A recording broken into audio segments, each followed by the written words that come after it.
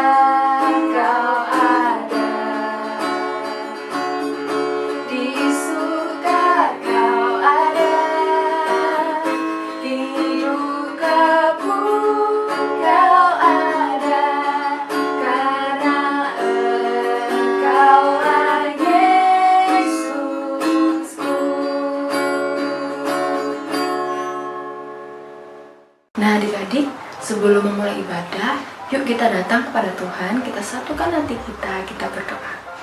Tuhan Yesus yang Maha Baik, kami mengucap syukur ya Tuhan, karena dalam seminggu ini kami boleh bersekolah dari rumah.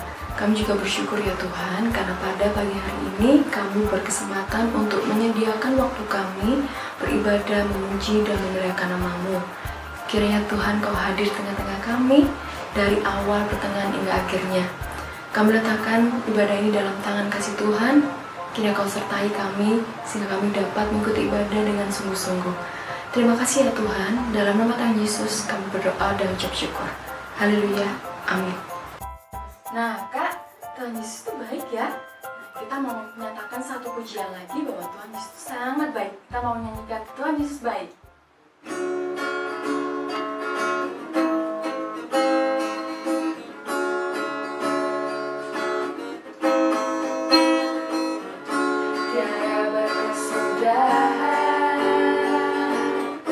Kasih setiamu Tuhan selalu baru rahmat-Mu bagiku.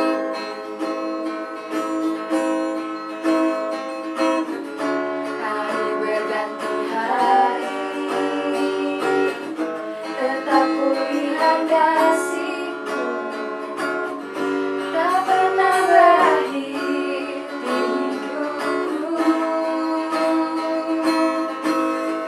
Yesus baik,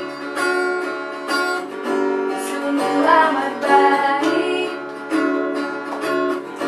untuk selama-lamanya. Tuhan Yesus baik, Tuhan Yesus baik,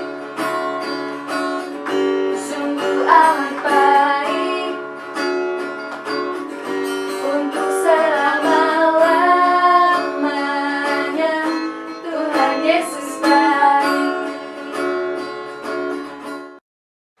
Yuk adik-adik, kita siapkan hati kita mau mendengarkan firman Tuhan. Kita pujikan, kusiapkan hatiku Tuhan.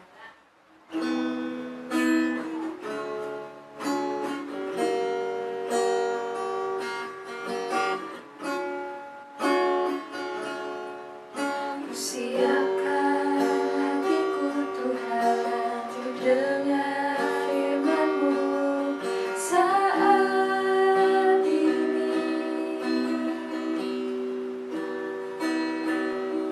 Ku sujud menyembah-Mu Tuhan, masuk hadirat-Mu saat ini.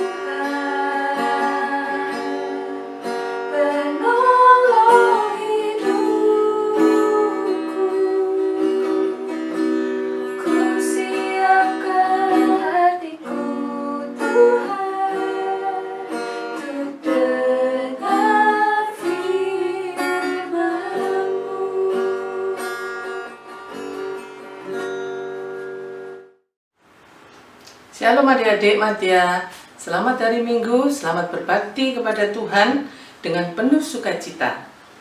Kakak yakin hari ini kalian merasakan kebahagiaan dan sukacita hanya di dalam Tuhan Yesus Kristus.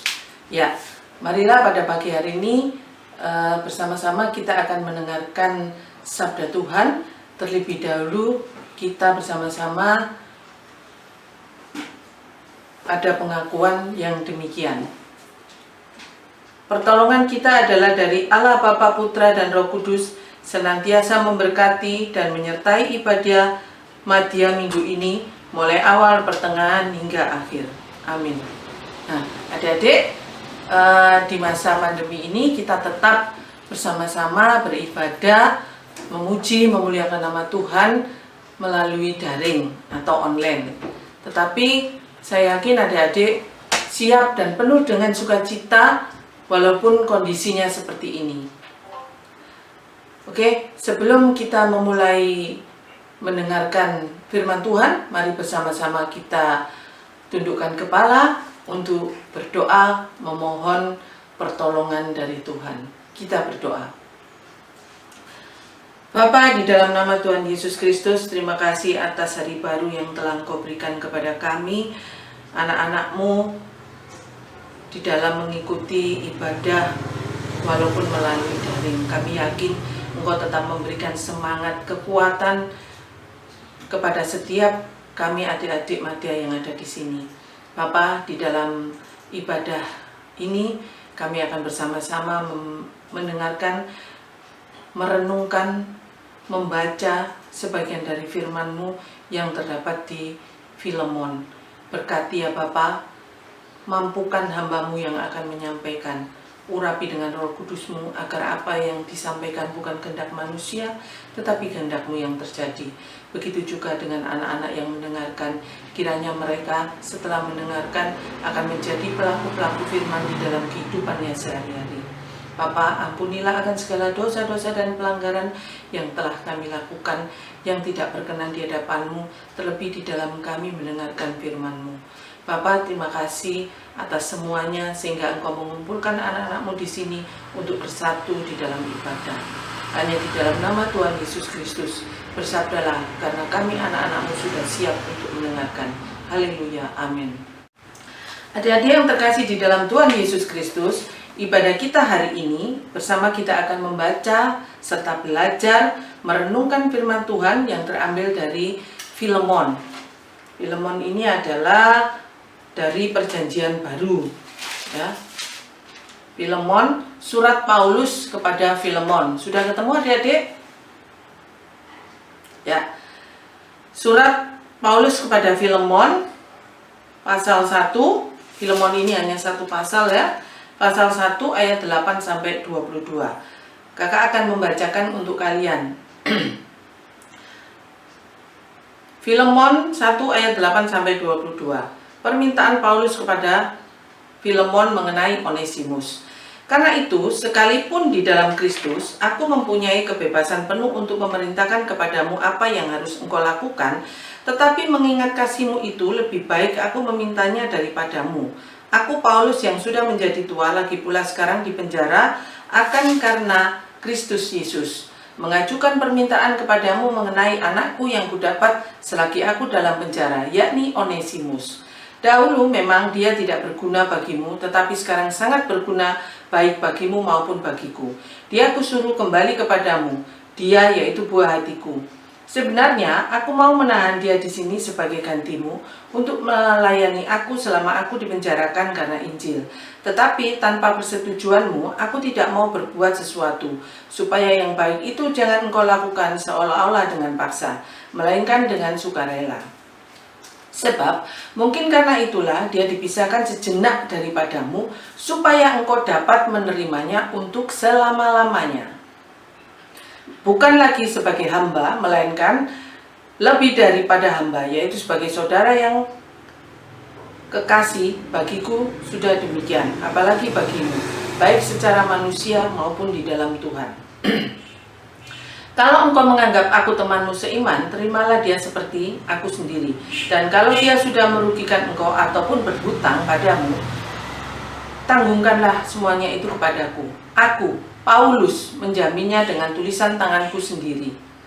Aku akan membayarnya agar jangan kukatakan, tanggungkanlah semuanya itu kepadamu karena engkau berhutang padaku, yaitu dirimu sendiri. Ya saudaraku, semoga engkau berguna bagiku di dalam Tuhan. Hiburkanlah hatiku di dalam Kristus. Dengan percaya kepada ketaatanmu, kutuliskan ini kepadamu. Aku tahu lebih daripada permintaanku ini akan kulakukan. Dalam pada itu, bersedialah juga memberi tumpangan kepadaku, karena aku harap oleh doamu, aku akan dikembalikan kepadamu. Amin. Bacaan kita hari ini tadi adalah surat Paulus kepada Filemon yang nanti akan disampaikan oleh Onesimus. Adik-adik yang terkasih di dalam Tuhan Yesus, di dalam bacaan tadi ada 3 tokoh. Siapa kira-kira? Ya? Ada 3 tokoh, yaitu Paulus, Filemon, dan Onesimus. Di antara ketiganya, mungkin yang lebih terkenal adalah Paulus maupun Filemon. Dan siapa sih Onesimus itu? Ini yang akan kita ceritakan pada pagi ini. Dan kita juga akan fokus pada Onesimus, karena Onesimus ini nanti dia telah melakukan hal-hal yang negatif, lalu dia berubah, bertobat menjadi sesuatu yang positif. Adik-adik di dalam Tuhan Yesus Kristus, kita tahu bahwa Paulus ini adalah seorang rasul yang memberitakan kabar kebaikan atau berita Injil melalui perjalanan-perjalanannya. Sedangkan Filemon ini artinya adalah penuh kasih, ya. Adalah seorang Kristen warga kota Kolose, ya, warga yang termuka yang memiliki banyak budak. Ya. Selain itu, rumah Filemon itu juga dijadikan tempat berkumpul jemaat Kristen. Nah, Onesimus adalah seorang budak. Ya. Apa sih arti Onesimus? Ya, Onesimus artinya adalah berguna. Inilah yang akan nanti kita bahas. Nah, adik-adik di dalam nama Tuhan Yesus Kristus, ya, kisah seorang Onesimus ini adalah seorang budak, ya, seorang budak dari Bapak Filemon. Ya. Ada apa sih dengan Onesimus? Ya. Ketika Onesimus menjadi budak di rumah Filemon, dia melakukan hal yang tidak baik, yaitu dengan mencuri uang atau barang tuannya, yaitu Filemon. Nah, menurut salah satu sumber, kalau orang sudah melakukan hal yang buruk atau mencuri, ya, maka akan mendapatkan hukuman maksudnya. Hukuman yang apalagi budak itu melarikan diri, ya. Mungkin karena takut, siapa tahu kalau melarikan diri tidak akan ketemu. Ternyata tidak, ya. Hukuman yang paling beruntung itu paling dia dicap di dahinya, yaitu dengan huruf F kalau sudah ketangkap. Huruf F artinya adalah fugitivus, ya. Fugitivus ini yang artinya adalah orang pelarian. Sedangkan hukuman yang terburuk adalah yaitu hukuman mati, ya. Tetapi di sana tidak diceritakan apakah Filemon mencari atau mengejar Onesimus, ya. Tetapi Onesimus tertangkap lalu dimasukkan di dalam penjara, ya. Artinya di dalam pelariannya Onesimus ini bertemu dengan Paulus di penjara.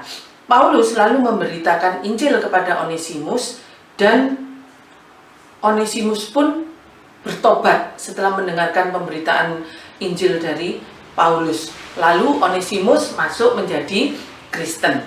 Nah, adik-adik, Paulus sangat mengasihi Onesimus dan menganggapnya sebagai anak.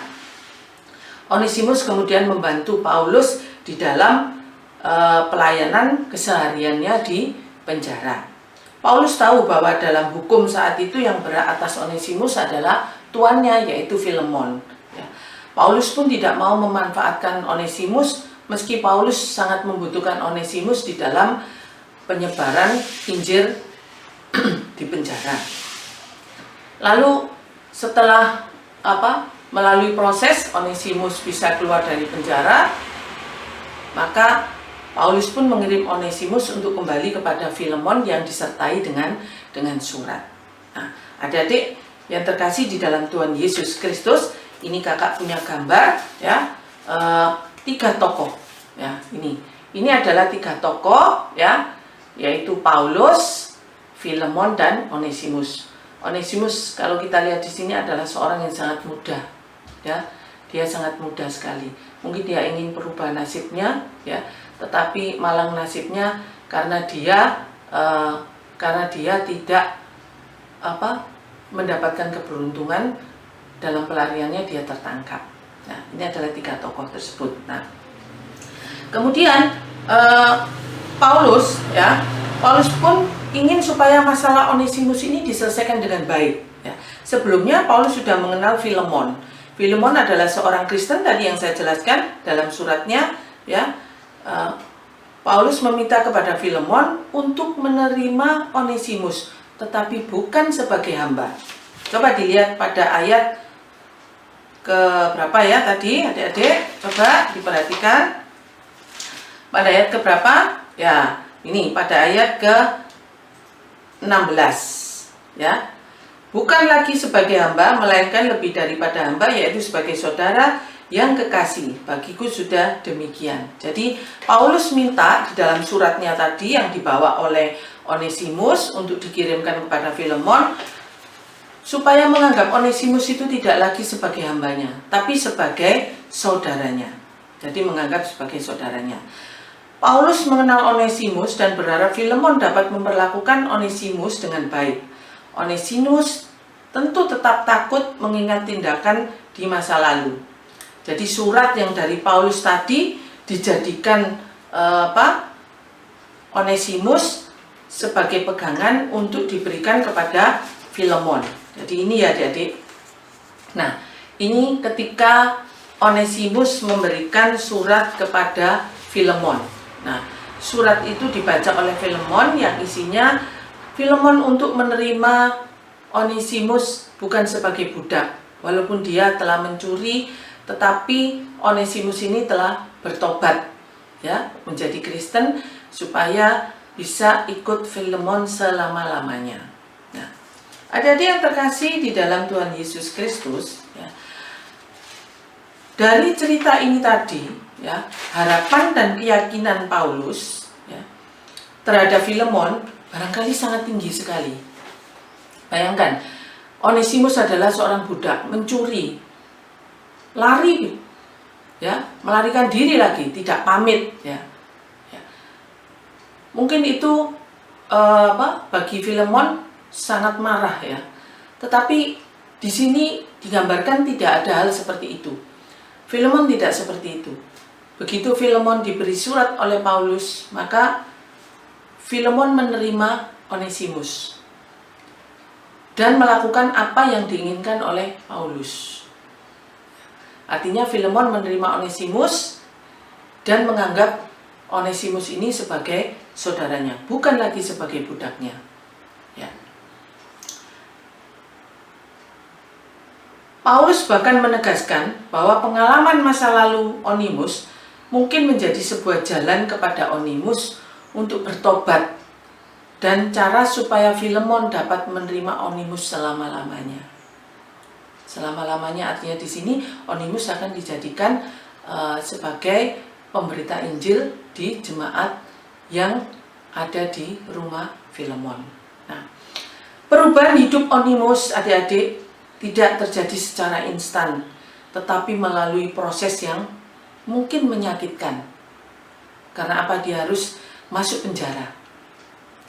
Onesimus bagaikan sebuah bejana yang siap dibentuk oleh Tuhan. Adik-adik dan saya pun juga harus siap dibentuk oleh Tuhan menjadi bejana yang tidak mengeraskan hati. Onesimus tadi juga tidak mengeraskan hati. Begitu dia di penjara bertemu dengan Paulus, Paulus memberitakan Injil kepada Onesimus. Lalu Onesimus menjadi apa? Dia tidak mengeraskan hati. Onesimus bertobat menjadi orang Kristen. Begitu juga dengan kita. Ketika kita melakukan hal-hal yang buruk, kita harus siap dibentuk oleh Tuhan untuk bertobat dengan tidak mengeraskan hati. Menerima bahwa itu adalah ajaran Yesus yang harus kita lakukan. Nah, adik-adik yang terkasih di dalam Tuhan Yesus Kristus, kisah ini sangat unik. Ada kisah yang dengan nyata merugikan, di balik itu Allah memiliki rancangan yang sangat indah.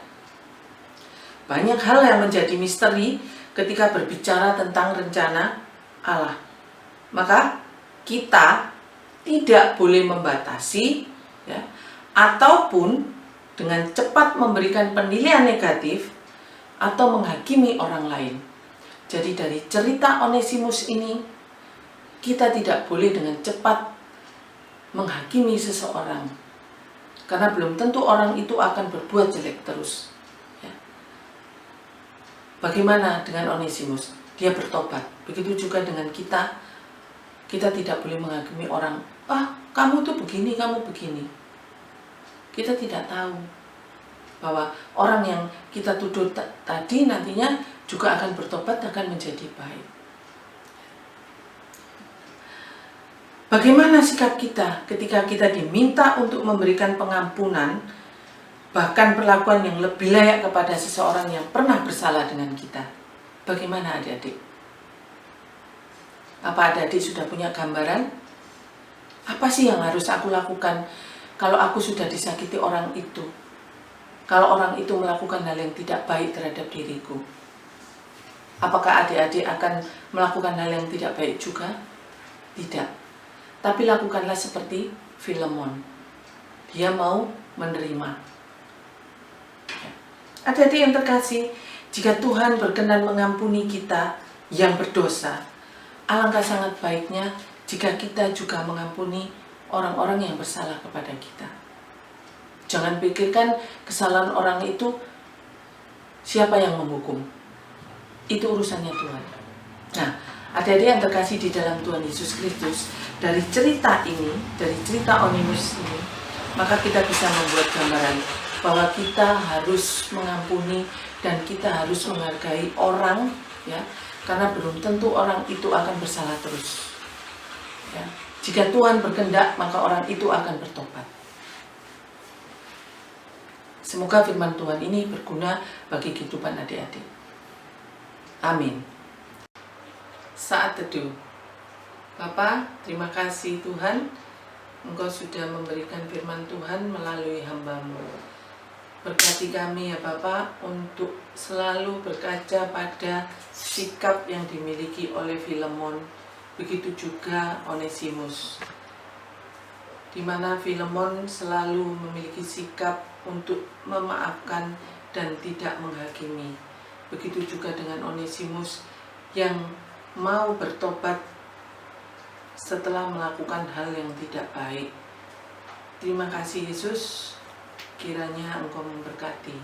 Amin. Nah, Kak, dari kisah tadi kita dapat belajar bahwa hal yang sulit menjadi lebih mudah jika kita lakukan secara bersama-sama. Bener banget Kak Resa. Dan kita juga belajar untuk saling mengasihi sama seperti yang sudah Tuhan ajar. Nah, sebagai tanda bahwa Tuhan sudah mengajarkan kita kasih, kita mau pujikan satu pujian lagi, mentega dan roti.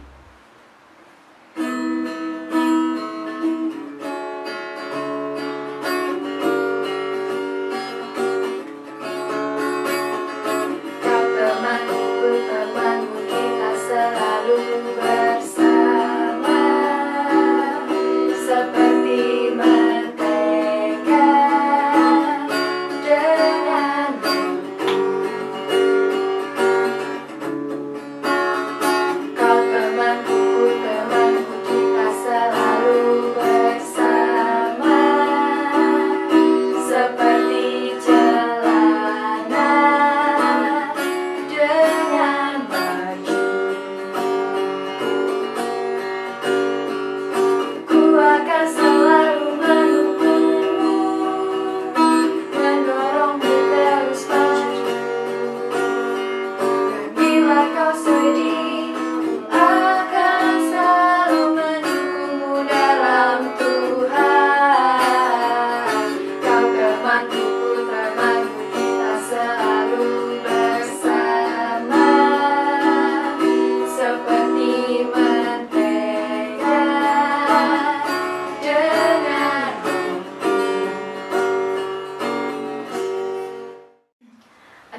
sebagai tanda syukur kita kepada Tuhan, kita akan memberikan persembahan kita kepada Tuhan dengan memujikan berlimpah sukacita.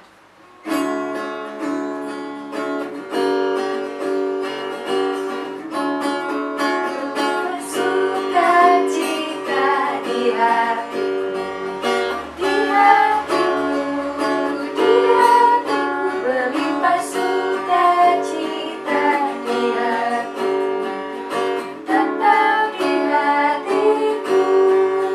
Aku bersyukur, bersukacita, kasih Tuhan diam di dalamku.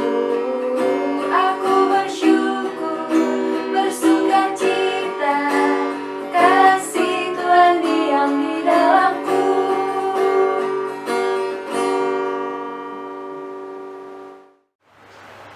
Adik-adik, saatnya kita doa syafaat. Di dalam doa syafaat, kita akan doa juga persembahan yang sudah kita kumpulkan. Kemudian kita akhiri dengan doa penutup. Mari adik-adik, kita tundukkan kepala untuk berdoa menghadap Tuhan. Tuhan Allah yang bertata di dalam kerajaan surga, di dalam nama Tuhan Yesus Kristus. Terima kasih ya Bapa, kami sudah mendengarkan sabda-Mu, kiranya dapat menguatkan iman percaya kami akan Engkau Yesus Kristus. Bapa, pada saat ini kami juga akan menaikkan doa syafaat kami. Kami mendoakan akan saudara-saudara atau teman-teman kami yang adik-adik yang pada saat ini belum hadir, belum dapat mengikuti ibadah online dikarenakan sesuatu hal ataupun sakit.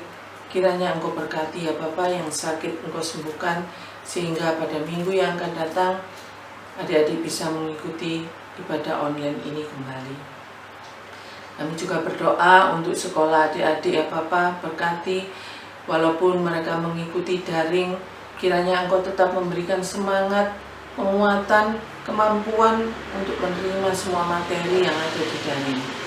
Bapa, kami juga berdoa untuk orang tua kami masing-masing ya Bapa, berikanlah kesabaran, kebijaksanaan di dalam membimbing adik-adik madya di dalam pembelajarannya. Kiranya Roh Kudus-Mu senantiasa memberikan kesehatan kepada kedua orang tua mereka. Bapa, kami juga berdoa untuk pelayanan yang ada di gereja, khususnya di Gereja Kristen Jawi Wetan Jemaat Sidoarjo di masa pandemi ini. Kiranya pelayanannya tetap penuh dengan hikmat dan semangat, sehingga apa yang diusahakan untuk pelayanan ini benar-benar hanya untuk memuji dan memuliakan nama-Mu saja. Bapa Maha Kudus, di dalam nama Tuhan Yesus Kristus, kami juga berdoa untuk persembahan yang sudah kami kumpulkan. Berkati dan sucikan agar persembahan ini menjadikan berkat bagi pelayanan baik di gereja maupun untuk kegiatan yang lainnya. Bapa yang penuh kasih, berkatilah tangan-tangan yang memberikan persembahan. Kiranya berkat-Mu semakin berlimpah pada mereka, dan orang-orang yang mengelola persembahan ini Engkau berkati sehingga memiliki roh hikmat dan kebijaksanaan serta roh takut akan Engkau. Bapa, untuk mengakhiri ibadah madya pada hari ini, kami juga akan undur dan kembali melakukan aktivitas kami sebagaimana biasanya. Berkati ya Bapa, agar semuanya berjalan sesuai dengan rencana dan kehendak-Mu saja. Hanya di dalam nama Tuhan Yesus Kristus dan Roh Kudus, doa yang jauh dari sempurna ini kami alaskan. Kiranya kasih karunia dan damai sejahtera dari Allah Bapa, Putra dan Roh Kudus menyertai dan memberkati kita semua mulai hari ini sampai selama-lamanya. Amin. Adik-adik, sebelum kita menutup ibadah kita mau pujikan Bapa terima kasih.